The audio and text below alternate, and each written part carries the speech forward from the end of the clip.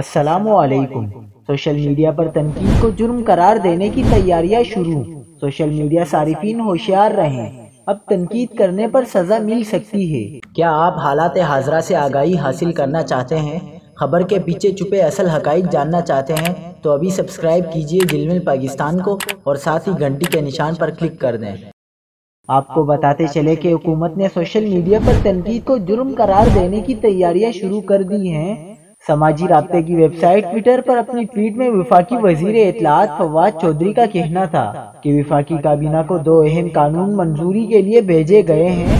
پہلے قانون کے تحت پارلیمنٹیرینز کو الیکشن کیمپین میں حصہ لینے کی اجازت دی گئی ہے، جبکہ دوسرے قانون کے تحت سوشل میڈیا پر لوگوں کی عزت اچھالنے کو قابل تعزیر جرم قرار دے دیا گیا ہے۔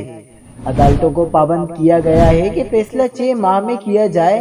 قانون کے تحت سوشل میڈیا پر لوگوں کی عزت اچھالنے کو قابل تعزیر جرم قرار دے دیا گیا ہے۔